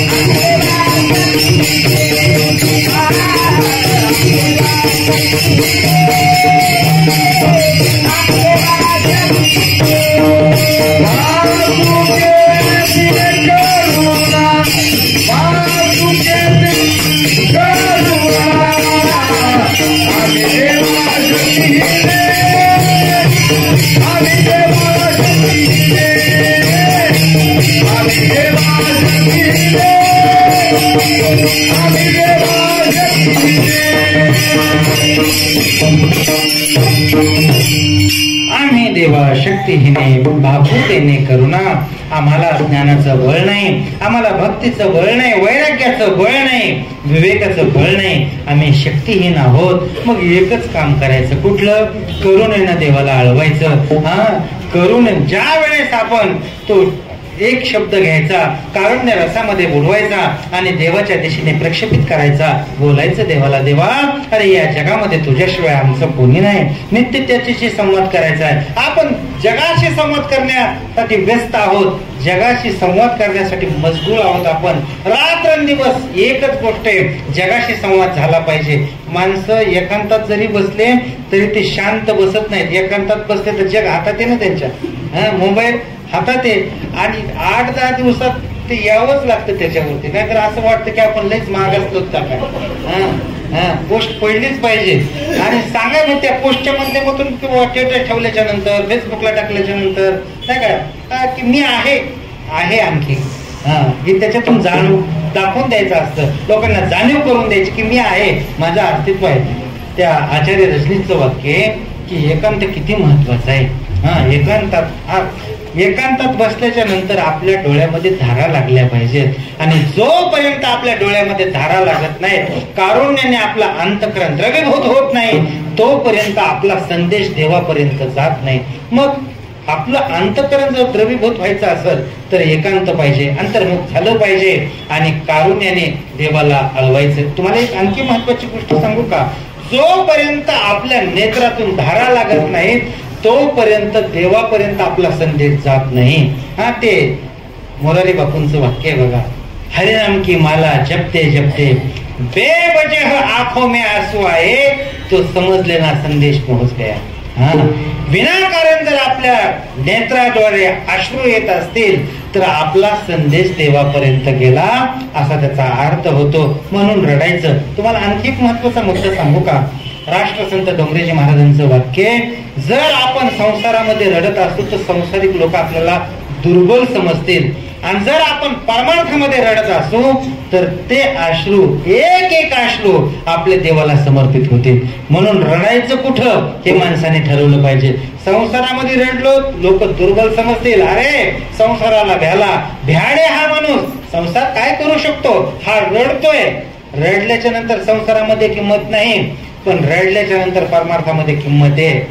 का किंमत? आणखी एक महत्वाचा मुद्दा सांगू का तुम्हाला? संसारिक माणसाच्या समोर किती जरी दुःख असलं तरी ते दुःख सांगायचं नाही.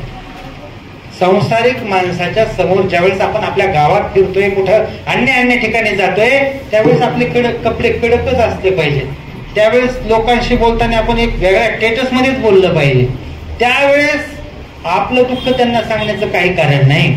लोकांनी विचार केला पाहिजे की अरे याला काहीच दुःख नाही, सततच हसतोय, सततच चेहऱ्यावरती तेज याच्या. हा कुठल्या गिरणीचं पीठ खातोय? तपास केला पाहिजे लोकांनी. बरोबर, लोकांना भ्रम तयार झाला पाहिजे लोकांमध्ये की अरे, पण ज्या वेळेस आपली परिस्थिती आहे ना, ही संतांच्या जवळ विदित करायची. हो, मी अनाथ आहे, मी अपराधी आहे, कर्महीन मतिमंद बुद्धी आहे. आतापर्यंत मी देवाचं नामस्मरण घेतलं नाही. अहो, मी सामान्य दिवस जातोय पण मला देवाची आठवण येत नाही. महिना जातोय पण माझ्या मुखातून कधी देवाचं नाव येत नाही. हे सर्व संतांच्या जवळ बोलायचं, लोकांच्या जवळ बोलायचं नाही. लोकांच्या जवळ बोलताना तर असं चालायचं की बस रे बस, आपल्याला काही या जगातलं एकही दुःख माहित नाही आणि कुठल्याच दुःखाने आपल्याला स्पर्श केला नाही, अशा पद्धतीने लोकांशी वर्तन करायचं. पण संत दिसल्याच्या नंतर मात्र सबसे शरणागती, साष्टांग दंडवत घालायचा आणि त्यांच्याशी हितगुज करायचं, त्यांच्याशी बोलायचं. सांगा आमचा उद्धार कधी होईल, कधी आम्हाला देव भेटेल, तुम्ही ज्या मार्गाने गेलात. हे सर्व बोलत असताना करुणा फार महत्वाची बरं. हे नाहीतर नुसतं कोरडेपणे बोलून त्याचा उपयोग होणार नाही. करुणा फार महत्वाची. बघा ना, तुका म्हणे करुणा बोले धीर विठ्ठले घेना. जर आपण तो शब्द कारुण्य रसात बुडवला आणि देवाच्या दिशेने प्रक्षेपित केला तर त्या देवाला दम निघत नाही, तो धावून येतो. आतापर्यंत कितीतरी भक्तासाठी तो धावून आला. का? कारण त्याचा स्वभाव आहे कृपावंत किती, दीन बहु आवडती. त्यांचा भार वाहे माथा करी योगक्षम चिंता. त्यांच्या योगाची चिंता करतो, त्यांच्या क्षमाची चिंता करतो, त्यांच्या जगण्याची तो काळजी. तो रात्रंदिवस त्या भक्ताच्या चिंतेमध्येच असतो. फक्त एकच काम, त्या देवाची एकच अपेक्षा आहे की त्यांनी फक्त द्रवीभूत होऊन कारुण्याने माझ्याकडे तो आला पाहिजे, तो रडत माझ्याकडे आला पाहिजे. श्रीमद भागवतातला संवाद आहे. भक्तिशास्त्र बोलतं त्या ललितेचा आणि देवाचा संवाद आहे. देवा, तुला या जगामध्ये कोण आवडतं असं म्हटल्याच्या नंतर देवाने सांगितलं, खरं सांगू का म्हटलं ललिते, या जगामध्ये माझ्यासाठी रडणारा मला जास्त आवडतो. आतापर्यंत लोक येतात, त्यांचंच गाणं सांगतात आणि ते त्यांच्या संसारासाठी रडतात. माझ्यासाठी म्हणून रडणारा या जगामध्ये कोणी नाही. आणि जो कोणी माझ्यासाठी रडतो तो मला जास्त प्रिय आहे. हे देवाने सांगितलेलं आहे श्रीमद भागवतामध्ये. मला तो प्रिय म्हणून देवासाठी रडायचे. करुणा अंतःकरणात धारण करायची.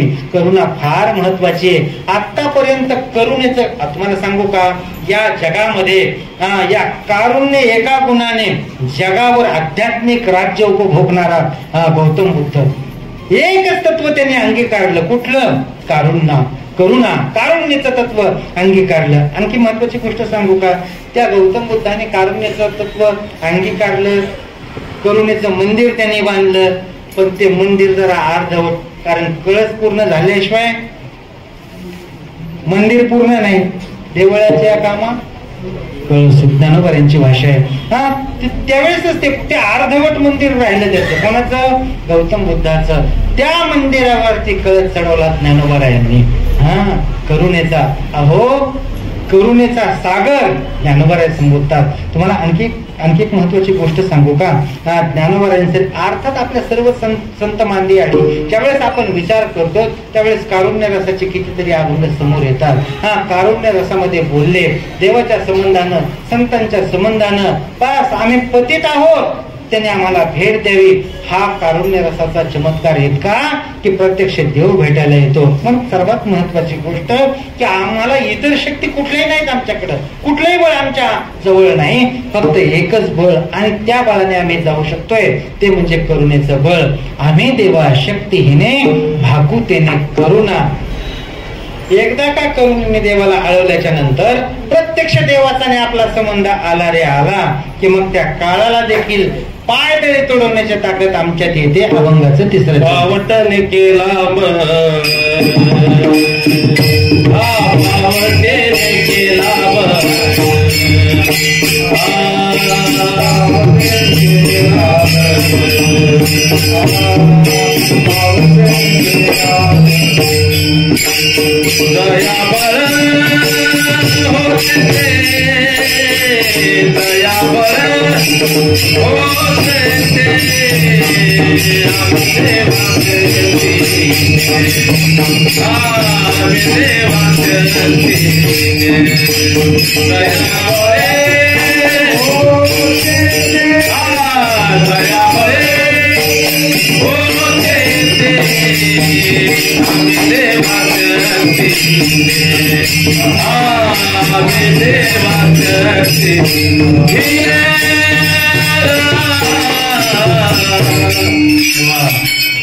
पावटणी केला काळ जया बळ होते ते.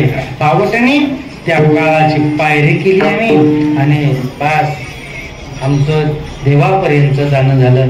तुम्हाला सांगू का, वारकरी संप्रदाय असा संप्रदाय याच्यामध्ये आल्याच्या नंतर मरण भयापासून आपल्याला मुक्ती मिळते.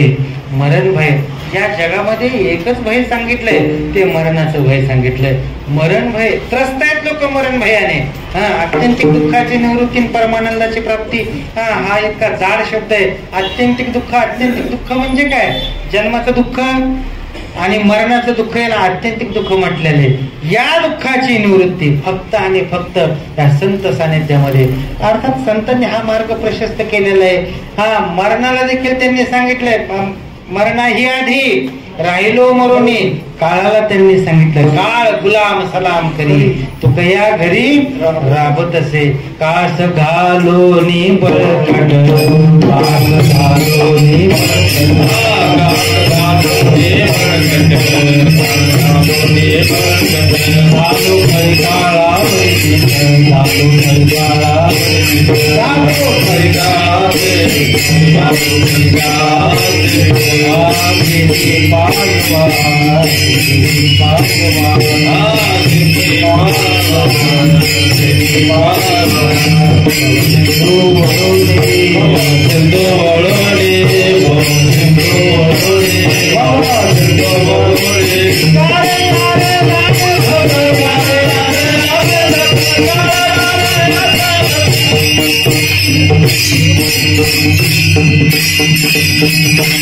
कास घालोने बळकट, झालो कळी काळावरी नीट, केली पायवाट भव सिंधूवरून.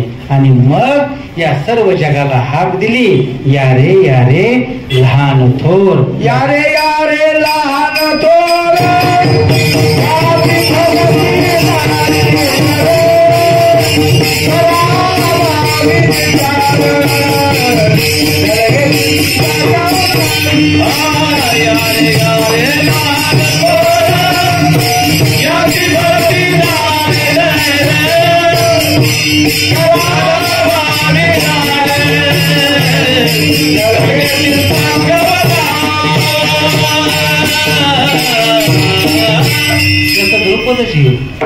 या रे लहान थोर, कास घालून बळकट. हे अगोदर काळावरती विजय मिळवला, कास बळकट केली आणि मग या सर्व जगाला हाक दिली की तुम्ही आमच्या पाठीमागे या. काळ पावटणी केला. बघा ना, अशी कितीतरी उदाहरणं देता येतील, कितीतरी उदाहरणं. बघा मरण भय. जगद्गुरु महाराज बोलतात, बळीवंता मी समर्थाचे दास, घातलिया कास कळे काळाशी, तेथे मानसाचा कोण आला फाड, उल्लंघोनी जड गेलो आधी. आमच्या अंगामध्ये बळ आहे. कुठलं बळ आहे? अहो कळी काळावरती विजय मिळवला मी. हे बघा ना, सर्व जग या मरण भयाने त्रस्त आहे आणि आपले साधू संत मात्र. पण त्याचं कारण तसंच आहे. कसं कारण आहे त्याचं? महाराजांचीच भाषा आहे. जोपर्यंत आपण एकटं होत नाहीत, तोपर्यंत आपण भयरहित होत नाहीत. आणि एकदा का भयरहित झालं की प्रत्यक्ष देव घ्यायला येतो. तुका देखोनी एकला, वैकुंठावनी हरी आला. शंख चक्र गदा पद्म पैलाले पुरुषोत्तम. कधी घडतं हे? नाभी भक्त राया, वेगी पावलो सखया. ज्यावेळेस आपलं जीवन पूर्ण समर्पित करू ना, त्यावेळेस मात्र देव काळजी वाहतो. त्याची भाषा आहे, देव बोलतो. बघा, जर माझ्या भक्ताने आयुष्यभर माझी सेवा केलेली असेल तर अंत समयाला मी धावून येतो. त्याला मी त्या कळी काळाची भीती कधी वाटू देत नाही. ते ऋणवयपणे देखून अंगी आपुल्याच उत्तीर्णत्वा लागे, भक्ताच्या तनुत्यागी परिचर्या करी. ज्या वेळेस माझ्या भक्ताच्या प्राणाचं उत्क्रमण होतं त्यावेळेस मात्र मी त्याची सेवा करू. काय सेवा करतो? देह वैकल्याचा वारा जणी लागेल या सुकुमारा, आत्मबोधाचा पांजेरा श्वेत याती. मी माझ्या भक्ताला आत्मबोधाच्या पिंजऱ्यामध्ये बंद करून ठेवतोय. सहज नाही. अहो तो मला अनन्यतेने शरण आलाय ना, तर मग आता त्यांनी जन्म मरणाची काळजी वाहण्याचं जो मत होय अनन्य शरण, त्याचे मी निवारे जन्म मरण या लागी शरणागता शरण्य मीची एकू. जन्म मृत्यूचे आओ भवसिंधूची नी माझे कवनाशी ढाकून तुझे देत जरी की माझे भेटी हन. बघा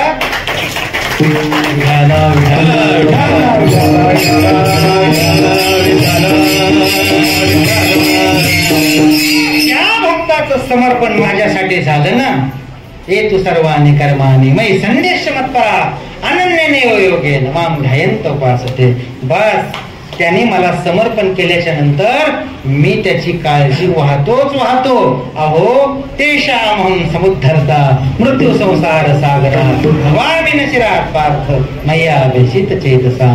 किंबहुना धनुर्धरा जो ये मातेच्या उदरा तो मातेचा सोयरा केतुला पा. तेवी मी तयार जैशी असती तैशिया कळे काळ नको या घेतला पट्टा. फायदा झाला बरं का. विठाला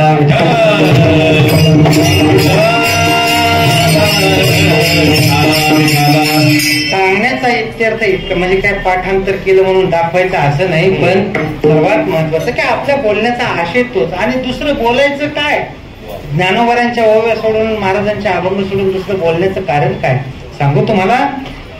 बस कळी काळाच्या संबंधाने आपला विचार चालू आहे. महाराज म्हणतात त्या काळावरती आम्ही धडधड धडधड दुडदुड दुडदुड नाही का भय सुटला कळी काळ. अर्थात हा सर्व प्रकार काळ जो आहे हा नेस्त नाबूद केला आम्ही. शेवट तुम्हाला सांगू महाराजांचं निर्याणाचा प्रसंग आहे. आता फाल्गुन वद्य द्वितीया बरोबर ना. म्हणजे बीज त्या दिवशी महाराजांचं तास आता जायचंय. आता कंटाळा आता दिसो नाही जना अशी अवस्था झालेली. आतल्या रात्री कीर्तन झालेलं. खरं तर एकादशी पासूनच देऊ गावामध्ये कीर्तन भजन पंचक्रोशीतले लोक येत होते. आणि आता शेवट महाराजांना जायचंय. त्या दिवशी सकाळी बस आता महाराज कीर्तनासाठी उभे राहिले. अहो जे जगद्गुरु महाराज आपल्या सोबत होते, पण त्यांना तुका म्हणून संबोधलं. कोणी तुका शेठ म्हणायचं, कोणी तुकू शेठ म्हणायचं. अन्य ज्याला जसे जसे भावले तशा तशा पद्धतीनं महाराजांना नामविधान लोकांनी ठेवले दिले. आता महाराज आपल्यातून जाणार आहेत. जवळचे जे लोक होते स्रोत ऐका खरे मित्र त्यांना वाईट वाटलं की आता परत हे महाराज आपल्याला दिसणार नाहीत. त्या दिवशीचा प्रसंग अहो बाकीचे लोक द्रवीभूत होतील यात नवल काय. इंद्रायणी माता त्या दिवशी संथ वाहू लागली. आता परत हा महात्मा कधी आपल्यामध्ये स्नान करायला येणार नाही. तीही अश्रू ढाळू लागले. सर्व वातावरण धुसूर झाले. भंडारा डोंगर, भामचंद्र डोंगर, घोरडेश्वर आता मात्र अश्रू ढाळतायत. अरे हा महात्मा परत आता याचे चरण कमल आपल्यावरती कधी लागणार नाहीत. जाणारे हा. आणि शेवट बस महाराजांचं कीर्तन सुरू झालं. त्या दिवशी महाराजांनी अभंग घेतला. घोट बिन लाळ ब्रह्मज्ञाने हाती मोक्त आत्मस्थिती सांडवेल ब्रह्मीभूत काया होतसे कीर्तनी भाग्य तरी ऋणी. ज्या वेळेस हे कीर्तन चालू झालं कीर्तनासाठी काही सामान्य लोक नव्हते. दत्त, कपिल मुनी असे नारद असे भले मोठे मोठे. आणि त्यावेळेस महाराज त्यांना सांगत होते तुम्ही योगाच्या सामर्थ्याने, कोणी कर्माच्या सामर्थ्याने, कोणी ज्ञानाच्या सामर्थ्याने देवापर्यंतचा प्रवास केला. पण आजपासून मी हा वेगळा पायंडा पाडलाय की कीर्तन भक्तीच्या जोरावर सुद्धा तिथपर्यंत प्रवास करता येतो. हे जगाला आणि आताच्या सर्व ज्ञानी माणसांना महाराज सांगताय कीर्तन भक्ती ही सामान्य भक्ती नाही. होय अंग हरिरूप कीर्तन चांग होय अंग हरिरूप. या कीर्तनाने काय होतं ही समष्टीची साधना आहे. वैयक्तिक गोष्टी साधना पाच खोलीमध्ये साधना करणारे त्यांना त्याचं पुण्य मिळेल त्याच्यात शंका नाही. पण ही समष्टीची साधना या ठिकाणी सर्वांना त्या पुण्याचा लाभ होतोच होतो. आणि शेवटी सर्व महाराजांनी जे सांगितले त्याच दिशेने प्रवासाला निघतात. हा कीर्तन भक्तीचा महिमा आहे. महाराज बोलतात त्यांना. आणि ज्या वेळेस मग दुपारची वेळ आहे बस प्रत्यक्ष देव आलेला आहे. बघा ना देव ज्या वेळेस येतो ना पावटणी केला काळ या संबंधाने आपलं बोलणं चाललंय. ज्या वेळेस देव येतो त्यावेळेस त्याच्या हातात म्हणजे दैत्याला घेण्यासाठी पण देव येतो. हा नाही का, फार उच्च कोटीचा असं समजा रावण अन्य त्याच्या बरोबरीचे जे कोणी लोक त्यांच्यासाठी देव आला. त्याच्या हातातही त्यावेळेस आयुध होते, पण त्याच्या हातात जे आयुध होते त्यावेळेस त्या दैत्यांचा संहार करण्यासाठी होते. आणि आता मात्र जे आयुध आहेत ते भक्ताची पूजा करण्यासाठी आहे. हा, आता शंख कशासाठी, हा त्याच्यानंतर गदा कशासाठी, चक्र कशासाठी, ते कमळ कशासाठी, कारण घेऊन या चक्र गदा हाची धंदा करतो एवढं आपल्याला माहितीये. पण हे शंख चक्र गदा हे भक्तांना घेण्यासाठी आल्याच्या नंतर याचं काय कारण आहे. त्यावेळेस नाथ महाराजांनी सांगितले, चक्र एकरी अभिमानाचा चेंडा, मोह ममता छेदी गदा, शंके उद्बोधी निज बोधा, निज कमळे सदा निज भक्त पूजी. विठाला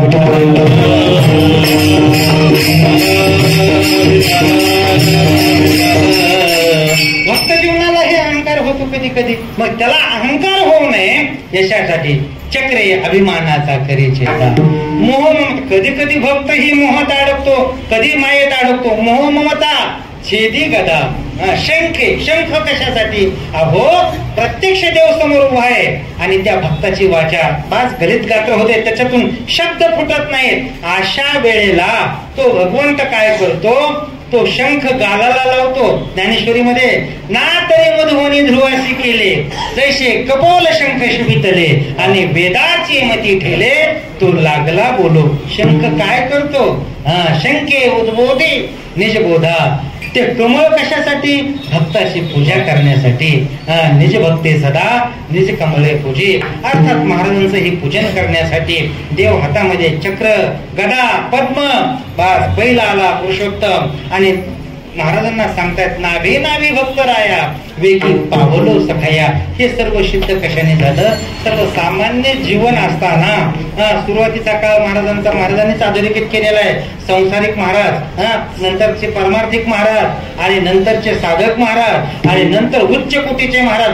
अशा काही शास्त्रकार आपल्या ज्या काही जे लेखक मंडळींनी त्यांच्या अवस्था तयार केल्या. त्याच्यानंतर महाराजांचं जीवनचरित्र जे काही मंडळींनी रेखाटले त्यांनी अशा पद्धतीच्या अवस्था महाराजांच्या तयार केल्या. पण सर्वात महत्वाची गोष्ट की आता हे उच्च कोटीचं जीवन प्रत्यक्ष संसारामध्ये राहून सुद्धा शेवट असा होतो की प्रत्यक्ष देव घ्यायला येतो. ही सामान्य गोष्ट नाही. कळीच्या काळामध्ये भास तुम्हाला आणखी मागे कवीश्वर झाले थोर थोर, सांगा कलेवर नेले कोणी. अहो रामेश्वर भट्टाने तर महाराजांचे इतकं तोंड भरून वर्णन केलेले. ते म्हणतात बघा, या धर्माला क्षयरोग झाला होता. क्षयरोग म्हणजे टीबी. पण त्या क्षयरोगाचा उपचार जगद्गुरु महाराजांनी अनन्य भक्तीने केला. ही महाराजांची ताकद आहे. महाराजांचं हे सर्वात मोठं जीवन, अर्थात महाराजांचा मोठा अधिकार आहे तो सर्वसामान्य जीवाला आपल्यामध्ये या परमार्थामध्ये प्रवृत्त करून त्याचा शेवट चांगला झाला पाहिजे. महाराजांनी स्वतः हे सर्व केलं आणि नंतर जगाला सांगितलं, शेवट तो भला माझा बहु गोड झाला आलो, पण याच्यासाठी मी काय केलं, यासाठी केला होता अट्टहास, शेवटचा दिस गोड व्हावा. तुम्हाला आणखी एक महत्वाची गोष्ट सांगतो. पावटनी केला काळ जयाबळ. महाराजांच्या अंगामध्ये हे बळ होतं. काळाला पायदळी तुडवलं आणि सहजपणे प्रवेश करते झाले. शेवटचा प्रसंग गरुड समोर आहे, प्रत्यक्ष देव आहेत आणि भजन चालू आहे. आता शेवट महाराज निघालेत, भजन चालू आहे. अशा वेळेला काळही जवळच उभा होता. महाराजांच्या जवळ आला आणि आणखी त्या भजनामध्ये महाराजांना काय ऐकू जाईल न जाईल म्हणून कानात बोलायला सुरुवात केली. महाराज काही अडचण आहे का? त्यावेळेस महाराजांनी काळाला सांगितलं की अरे बा, सर्व अडचणीवर मात करून इथपर्यंत आलं ना, आता कसली अडचणी. आता प्रत्यक्ष देवाच्या मांडीवर बसायचंय. म्हणे तेच 1-1.5 फुटाचं जे अंतर आहे ना, ते पार करण्यासाठी माझा आश्रय करा, नाहीतर लोक मला किंमत देणार नाहीत. तुम्ही जर ही कृती केली तर या जगामध्ये माझी किंमत राहील. आणि म्हणून महाराजांनी त्या काळाच्या माथ्यावरती पाय दिला. जगा काळ काय, आम्ही माथा दिला पाय. आणि प्रत्यक्ष महाराजांचं वैकुंठ गमन झालं. अर्थात पावटने केला काळ जया बळ होते ते. हे सर्व गोष्टी घडतात.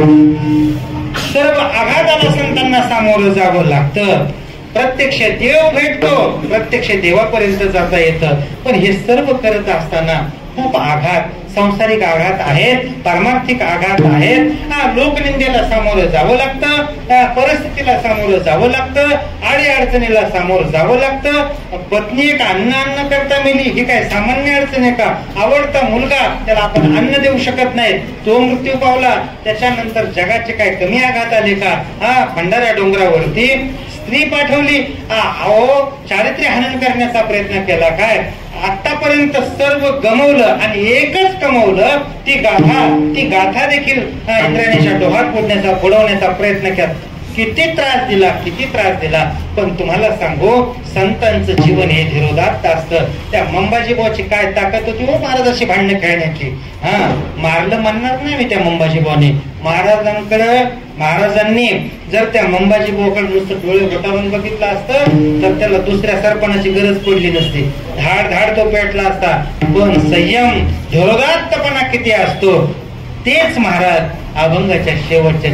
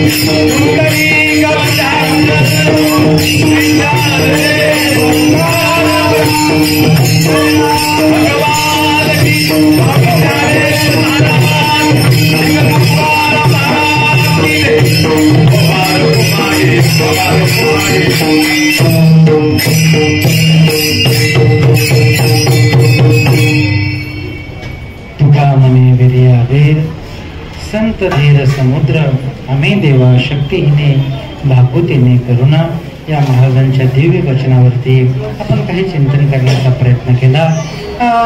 वार्षिक हा उत्सव या उपद्घातात बोललो. या उत्सवाच्या संबंधानं परम आदरणीय परम श्रद्धेय रघुनाथ बाबांच्या संबंधानं आपण उपद्घातामध्ये काही चिंतन केलं. खऱ्या अर्थाने हे संत मंडळी जगदुद्धारक असतात, सर्वसामान्य जीवाला आधार देणारे असतात आणि सर्वसामान्य जीवाला आधाराची गरज आहे. आपण या संसारात सागरामध्ये गटांगळ्या खातोय. कोणीतरी आपल्याला आधार द्यावं, कोणीतरी आपल्याला तिथपर्यंत घेऊन जावं, कोणीतरी म्हणण्यापेक्षा संतांनीच आपल्याला तिथपर्यंत न्यावं. आणि म्हणून प्रत्येक वेळी प्रत्येक भागात देवाचेच अंश असणारे संत अवतीर्ण होतात आणि सर्वसामान्य जनाला दिशा देण्याचं काम करतात. प्रत्येक भागाभागामध्ये संतांचं अवतीर्ण होणं आहे आणि जगाचा उद्धार करणं आहे.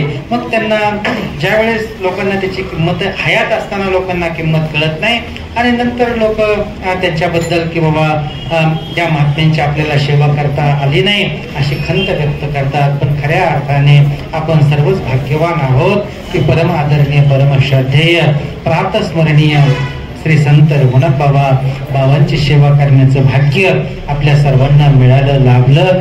अर्थात त्याच सेवेची शिदोरी आपल्या जीवनामध्ये उत्कर्षाला कारणीभूत ठरणार आहे. आणि म्हणून एकच प्रार्थना करायची रघुनाथ बाबांना की बाबा आमचं आयुष्य आहे, बस संसारिक चढ उतार प्रत्येकाच्या जीवनामध्ये आहेत, पण परमार्थिक आयुष्य आमचं भरभराटीचं जावं. आणि सर्वात महत्वाचं, ज्या मार्गाने तुम्ही गेले देवापर्यंत तुम्ही पोहोचला त्याच मार्गाने आम्हालाही जाता यावं अशी कृपादृष्टी आपली सदैव आमच्यावरती असावी.